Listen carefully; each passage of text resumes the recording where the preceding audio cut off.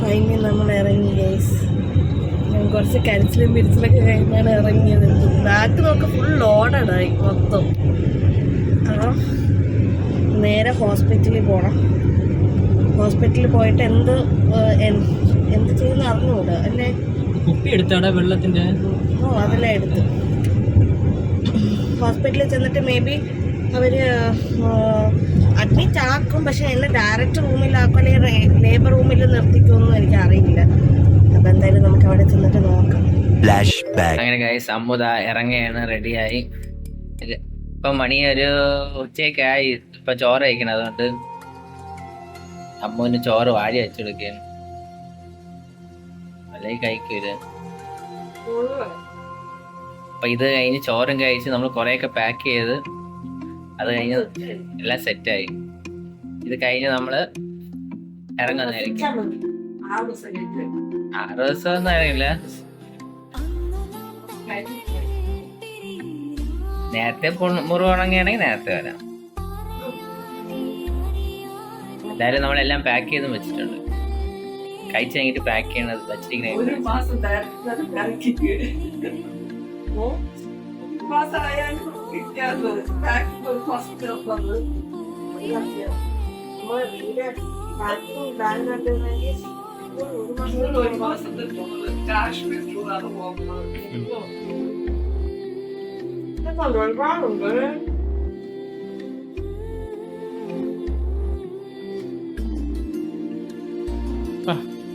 എങ്ങനെ അമ്മതാ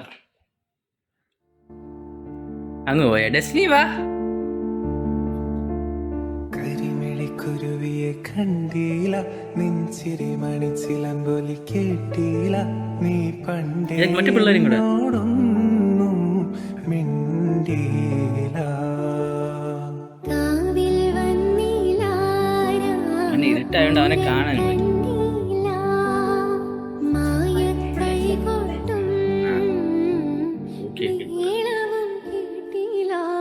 കരിമിഴിക്കുരുവിയെ കണ്ടീല, നിൻചിരി മണിച്ചിലമ്പൊലി കേട്ടീല, നീ പണ്ടേ എന്നോടൊന്നും മിണ്ടീല.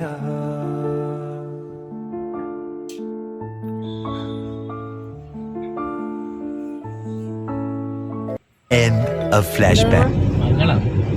മക്കളെ കാണാത്തത് 4 മക്കളെ. അതെ, എൻ്റെ മക്കളെ ഞാൻ അവിടെ ഇട്ടിട്ടല്ലേ വന്നത്. അതാണ് ഞാൻ കരച്ചിലും പിടിച്ചിലും കഴിഞ്ഞ് ഇറങ്ങിയത്. 5 ദിവസം കഴിഞ്ഞ് അതൊരു വലിയ ഇതാണ്, ഗ്യാപ്പാണ് എനിക്ക്. അപ്പം ടൂർ പോകുമ്പോഴേ തന്നെ എന്നാലും എന്തോ വല്ലാത്തൊരു ഫീല് ഇപ്പം ഇന്ന് അതാണ് കരഞ്ഞു പോയത്. ഇനി ഏതാനും മണിക്കൂറുകളുണ്ടല്ലേ, ഏതാനുമല്ല.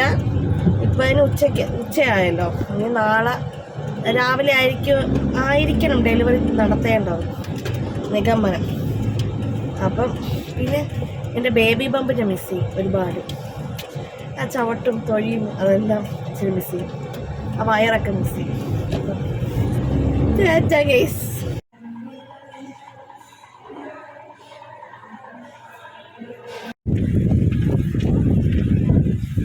ഗൈസ് ഞാൻ അമ്മുവിൻ്റെ ബ്ലഡ് റിസർവ് ചെയ്യാൻ വന്നതാണ് ഇവിടെ SUT ഹോസ്പിറ്റലിൽ. അവിടെ ബ്ലഡ് റിസർവ് ചെയ്ത് വയ്ക്കാൻ പറഞ്ഞു. വെച്ചാൽ അത്യാവശ്യം വല്ലതും വരികയാണെങ്കിൽ ഇവിടെ വന്നാൽ നമ്മൾ ഡോണറെ ഒപ്പിച്ചെടുക്കണമെന്ന് പറഞ്ഞു. അപ്പോൾ അവർ ബ്ലഡ് തരും. അങ്ങനെ അതിന് വേണ്ടി വന്നതാണ്. ഇനി തിരിച്ച് മെട്രിനിൽ പോകണം.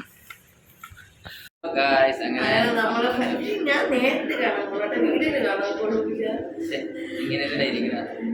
സത്യം പറഞ്ഞ നീ പേഷ്യന്റ്, ഞാൻ മറ്റേ ബൈസ്റ്റാൻഡർ പോലെ ഇരിക്കുന്നത്. എന്റെ കട്ടിലേക്ക് കയറി ഇവൻ കിടക്കണം, ഞാൻ എന്നിട്ട് ഇരിക്കണം. ഇവിടെ അമ്മയും ആളും കോളേജിൽ എക്സാമിന്റെ കഴിഞ്ഞ് വന്നതേ ഉള്ളൂ. അങ്ങനെ നമ്മൾ ഫൈനലി അഡ്മിറ്റായി ഹോസ്പിറ്റലിൽ. അത് അഡ്മിറ്റായിട്ട് എനിക്ക് ട്രിപ്പൊക്കെ ഇട്ട് തന്നിട്ടുണ്ട്. ട്രിപ്പിനൊക്കെ വേണ്ടി കാനഡയാണെന്നല്ലേ പറഞ്ഞത്, അതൊക്കെ ഇട്ട് തന്നേക്ക് ട്രിപ്പ്. പിന്നെ ഇത് എന്താ കാണാൻ പറ്റും ഒരു സാധനം. ഇത് മറ്റേ അലർജി ഉണ്ടായില്ലേ എന്നൊക്കെ ടെസ്റ്റ് ഇത്തിരി വേദന എടുത്താട്ടോ.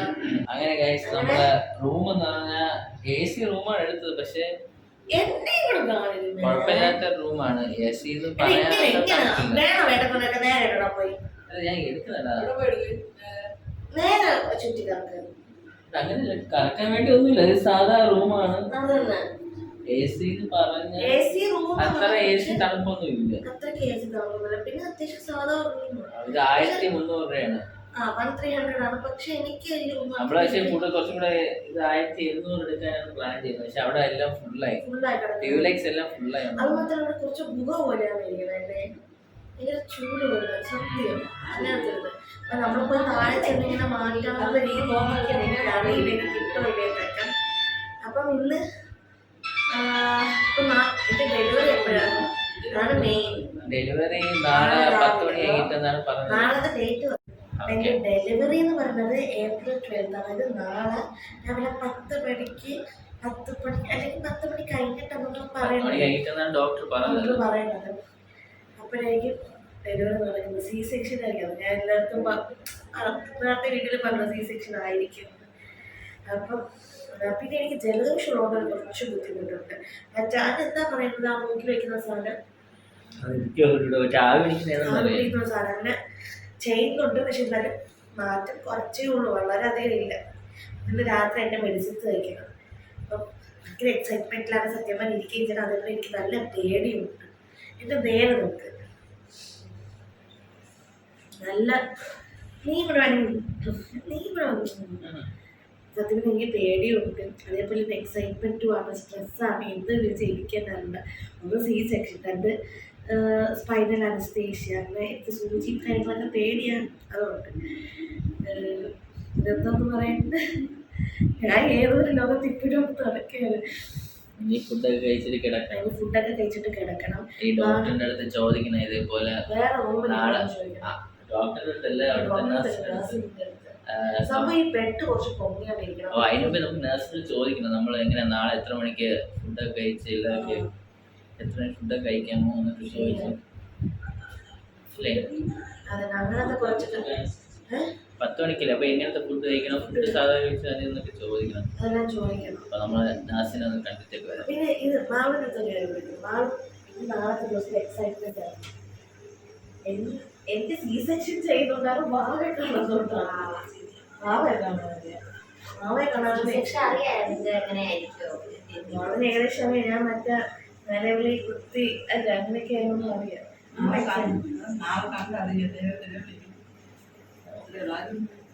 ആരും ഒന്നുമില്ല.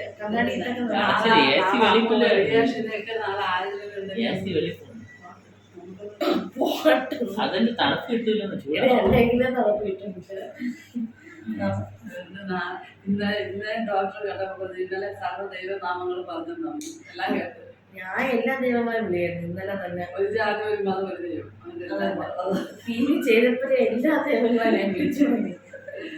നാളെ എങ്ങനെയാണോ എന്തോന്ന് ഡോക്ടർ ഇന്നേ പറഞ്ഞു.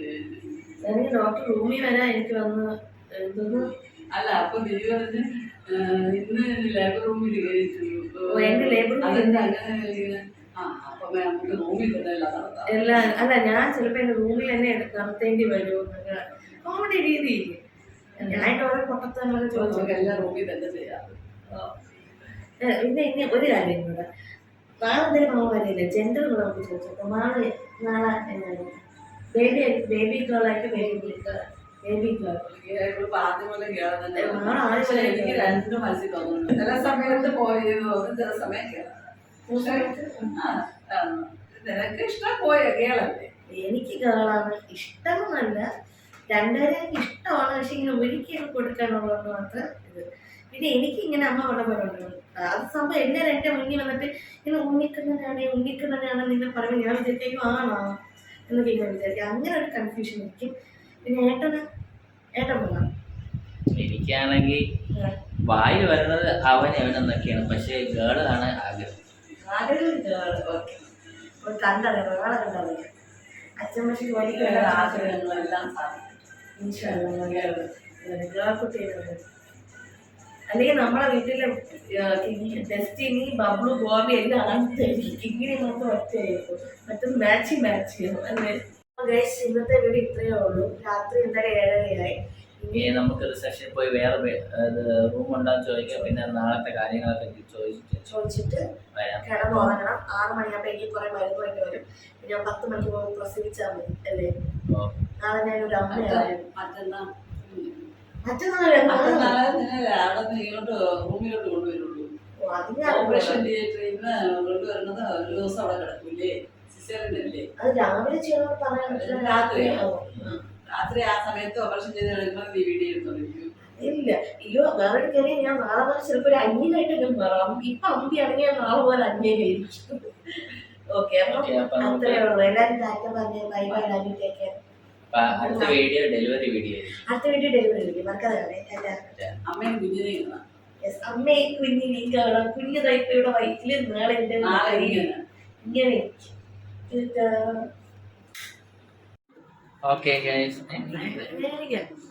അങ്ങനെ നമ്മൾ ഫൈനലി വേറെ റൂമിന് വന്നിരിക്കുകയാണ്.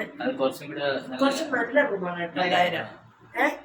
2000 രൂപ നല്ല ബെഡൊക്കെ താന്നാണ്. ബെഡ് കറക്റ്റ് ആണ്. നമുക്ക് അതിനകത്ത് കബോർഡ് വെള്ളം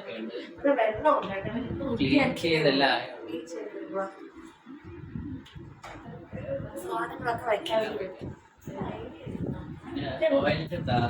ടോയ്ലറ്റ് മറ്റേ മോഡൽ ഇങ്ങനെ പൊങ്ങിയെടുക്കുന്നത്. സി സെക്ഷൻ ചെയ്ത് വരുമ്പോൾ പാടായിരിക്കും ബാത്റൂമിൽ പോകാൻ.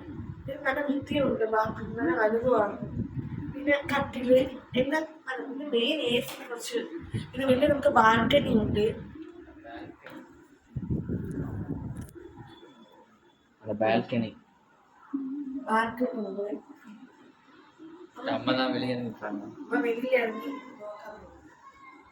ഒരു ഗുഹ പോലെയല്ല, നമുക്കൊരു സാറ്റിസ്ഫൈഡ് ആയിരിക്കും. ജനലുണ്ട്. പിന്നെ നമുക്ക് ടേബിളൊക്കെ നല്ല ഇച്ചിരി വലുതാണ്. കട്ടിൽ താഴ്ന്നാണ് ഇരിക്കുന്നത്. ഒരു കംഫർട്ടബിൾ ആണ്. പക്ഷെ അതിനനുസരിച്ച് 2000 അതിനനുസരിച്ചുള്ള ഒന്നല്ലേ. അപ്പം ഞാൻ ഹാപ്പി. ഞാൻ പ്രസവിച്ചു. അങ്ങനെ ഗൈസ്, ഇന്ന് രാത്രി നമ്മൾ വിചാരിച്ച് റെസ്റ്റ് എടുത്ത് ഉറങ്ങാൻ പറ്റുമെന്ന്. അപ്പോൾ എനിക്ക് തോന്നുന്നില്ല. നാളെ 5 മണിക്കൊക്കെ ടെസ്റ്റ് ഉണ്ടെന്നൊക്കെ പറയണം. അതുകൊണ്ട് ഇപ്പം അമ്മ ആവി പിടിക്കുകയാണ്.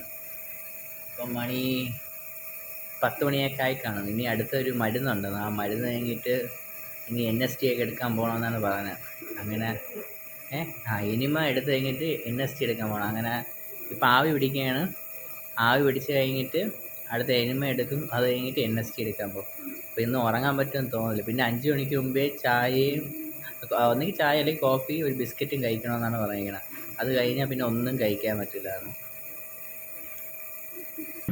അങ്ങനെ കഴിച്ച് നമ്മൾ NST എടുക്കാൻ വേണ്ടി ലേബർ റൂമിൽ വന്നു. സമയം വന്നിട്ട് ഒരു 11 മണിയാവും.